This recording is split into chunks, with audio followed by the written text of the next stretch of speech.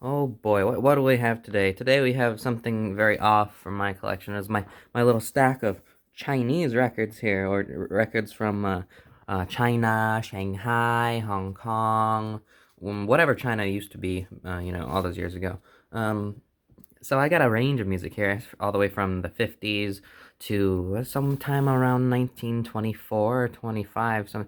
I have acoustic recordings in here. I think one or two of these records in here. No, three, I think, are acoustic recordings. Actually, let me take that back. Oldest one in here might be around 1915.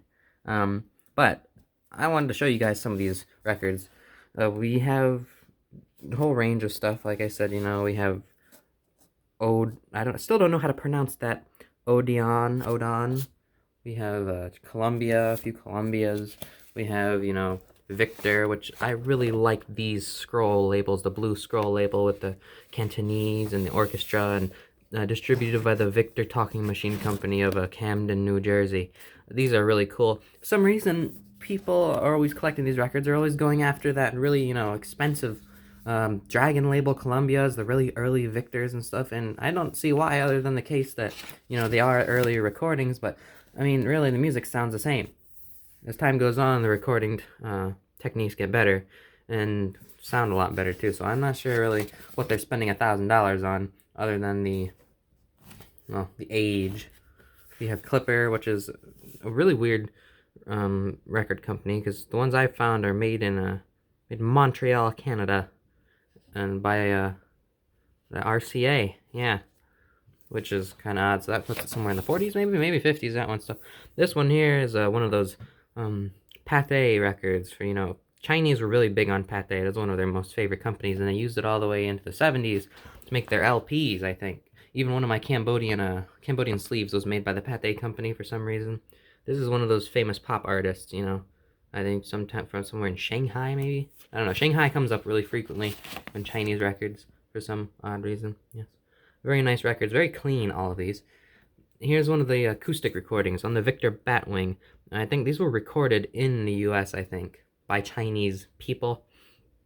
These are really cool. They're very loud, very, very well recorded. You can hear all the gongs and all the coconut shells being bashed together, and they're, very high-pitched screeching voice. Nothing against that, it's just the style and the way they sang.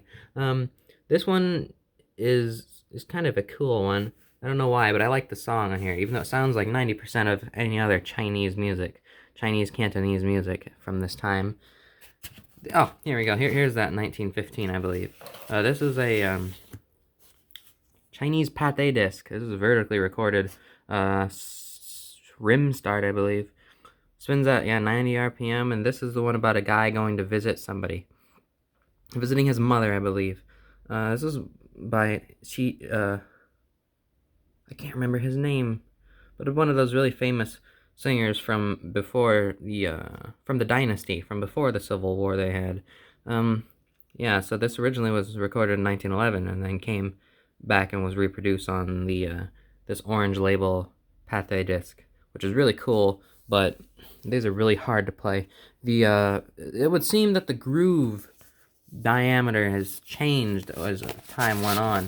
As you can see, these are really tiny. These are really tiny grooves. If I compare that to, let's say, a standard, etched pate disc, if I can get it out. Here's my, here we go, my example. Etched pate disc, look at that. Those grooves are huge. These are huge grooves compared to these little mini ones right here. I mean, you can clearly see the difference. You can see the way the light shines off them, which I don't understand because they use the same stylus, same ball. So I don't know what the get up with that is. You might be able to get a few extra seconds on the these labeled pate discs, but you can also, I mean, slightly louder on these. But these are very difficult to play. Center Start records are notorious for their skipping. Even with a ball stylus, you still get these to skip all over the place. Most of the time you have to resort to low speed dubbing, which is mostly what I do. If I can get the record to play at standard speed, I will do my best to. But yeah, this is about 1915, I believe this one came out. It's a really cool record.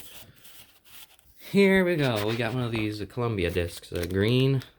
Columbia Green was something that had to do with their international series, I believe. It says Chinese One Step Part 2 and Part 1.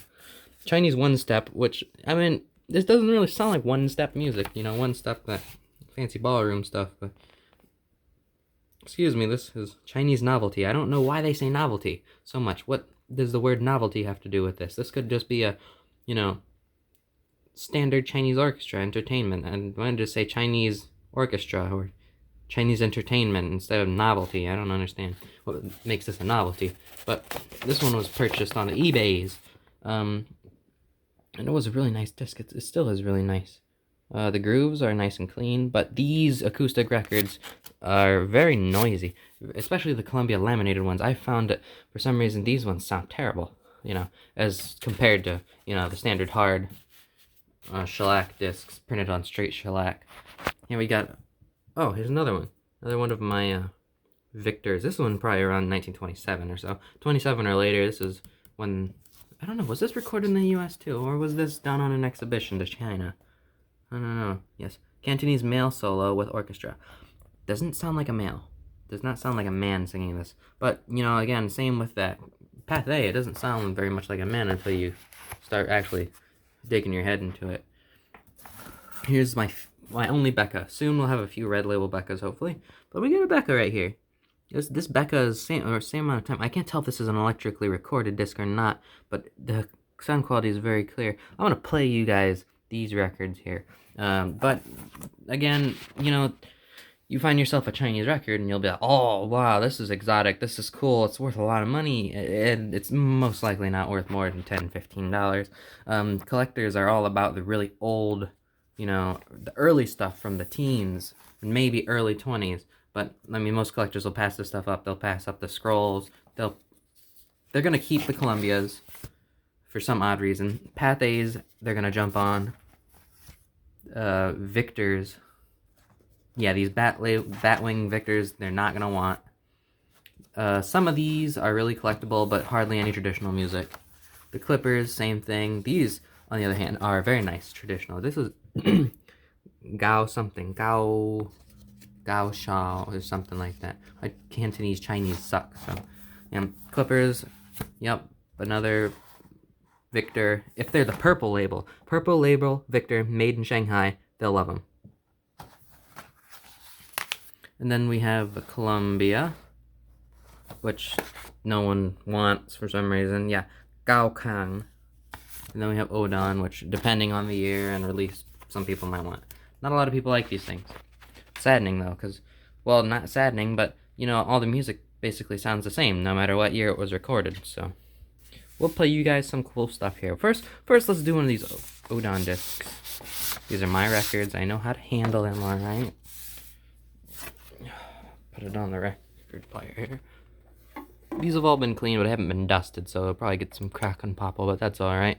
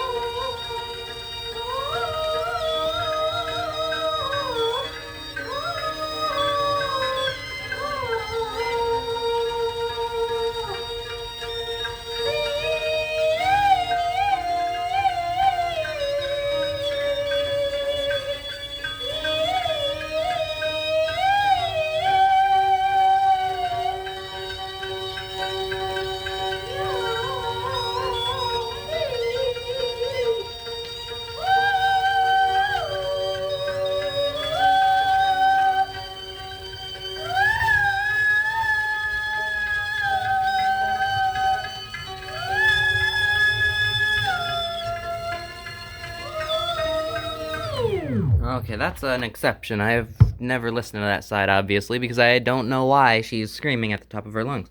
But again, these Gaokang discs, Chinese Gaokang, are very, very good discs. They sound really nice. I like them myself. Columbia is, for some reason, these are of the same recording. Not of the same recording, but of the same batch. These go in a series. 657, this is 649, and what, 650? No, no. Oh, this is 549, and these come from the same title, basically, what I'm getting at. Next we have these Victor discs, are really nice. I like these too. These are among my favorite, but you know, a lot of people don't like them. And when you do find them, they go for extremely high prices. Not saying they sell for that high, but that's how much people want for them. Like I said, people always think their stuff's worth more than it really is. Here's B2, so we'll just do A1. Here we go. Male with orchestra.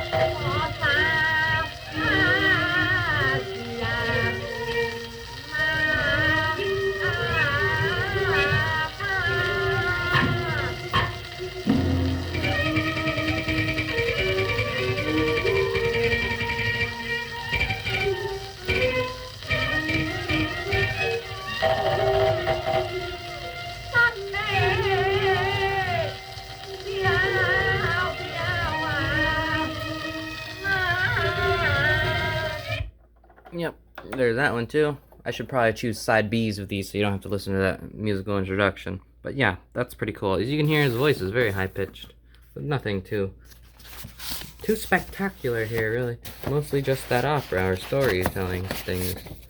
Next we have a clipper disc. We'll share a clip of the clipper right here. Yeah, well, this is a cool one, I think. If I remember correctly, this one's pretty good.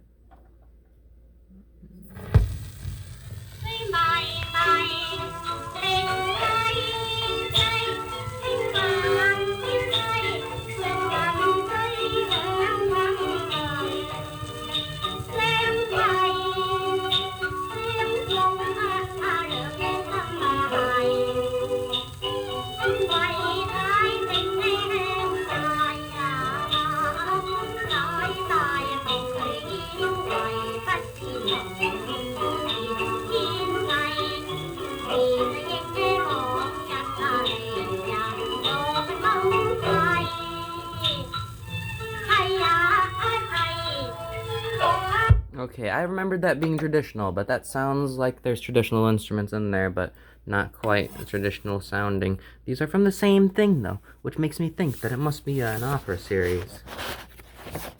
We'll find out right now, because I remember one of these was straight traditional. As you can see, these I got in a trade, not a trade actually, I bought them from a man who was browsing through a collection and somewhere off in Europe, so.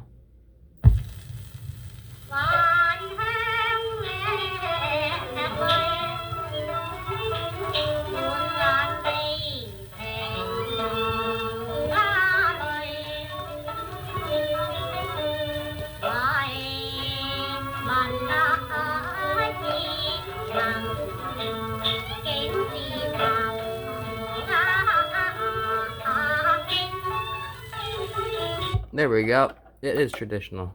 It's one of those series, you know, these opera stories where they love to, I don't know. I'm not going to play you guys these Pathé discs because you can find a whole bunch of these on the YouTube already. But I'll play for you guys this Victor because I can only find 3 or 4 recordings of Victor's, and that includes my own copy I've put up there, which was cracked due to poor shipping. Or maybe it was cracked when I bought it but didn't realize it. Yep, here we go. Chinese Cantonese.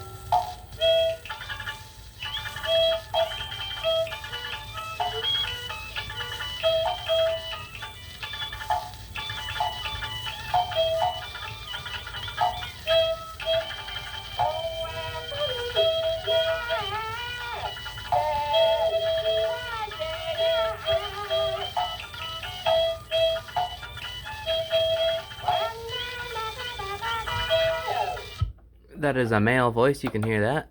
I imagine these sounded much more lively in person, you know. I cannot play for you guys the Pathé disc at the moment, and plus it's on my YouTube already. But because I don't have the cartridge wired to play these at the moment, so we'll have to skip on that. Here's a Columbia, which went for $9 on eBay. I was the high bidder at $9. Wasn't that wonderful? Yeah. So, yep, here it is. This is the one step. Yeah, one step. Chinese one step. Let's get a feel for what that sounds like.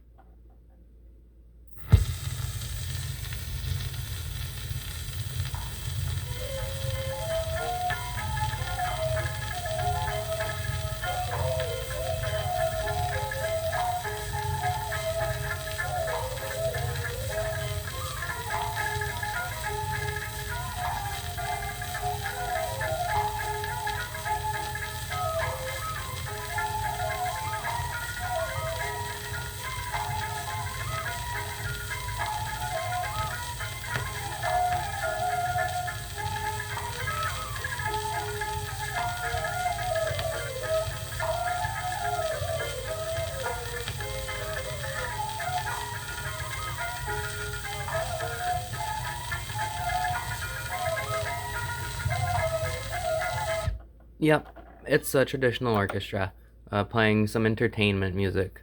Yeah, as you can hear, it's a really muffled record. A lot of surface noise and a lot of rumble too. It's not very loud either. It's what you get with these Columbia laminated discs, I've noticed. We got this. Yeah, we played part of that already. Here we go. We have the Becca record. Becca record. I love this Becca record. I won this on an auction for I think $15. So it just goes to show what people actually pay for these records. Sadly, I was the high bidder. Here's a Becca. I don't know if this is electrical or not. I have a feeling it is, or it could be really early electrical.